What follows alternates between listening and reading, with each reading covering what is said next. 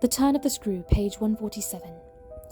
My sternness was all for his judge, his executioner, yet it made him avert himself again, and that movement made me, with a single bound and an irrepressible cry, spring straight upon him. For there again, against the glass, as if to blight his confession and stay his answer, was the hideous author of our woe, the white face of damnation. I felt a sick swim at the drop of my victory, and all the return of my battle, so that the wildness of my veritable leap only served as a great betrayal.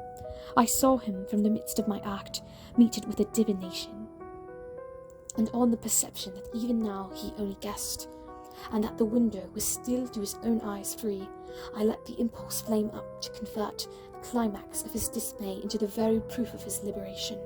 "No more, no more, no more!" I shrieked as I tried to press him against me to my visitant. "Is she here?" Miles panted as he caught with his sealed eyes the direction of my words. Then, as his strange she staggered me, and with a gasp I echoed it. "Miss Jessel! Miss Jessel!" He with a sudden fury gave me back. I seized, stupefied.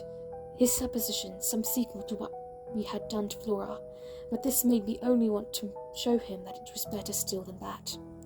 "It is not Miss Jessel, but it's at the window, straight before us.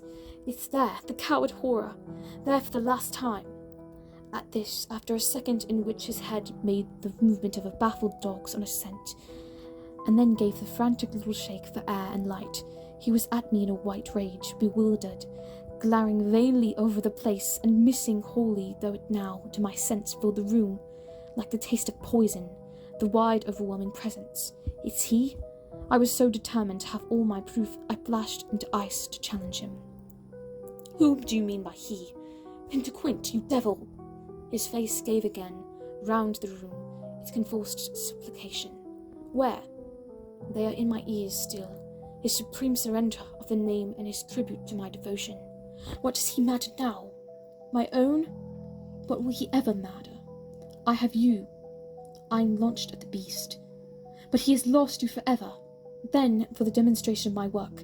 There, I said to Miles.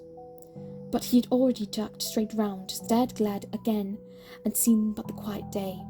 With the stroke of the loss, I was so proud he uttered the cry of a creature hurled over an abyss, and the grasp with which I recovered him might have been that of catching him in his fall.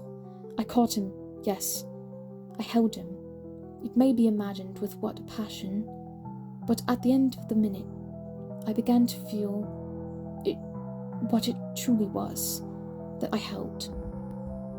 We were alone with the quiet day, and his little hut, dispossessed, had stopped.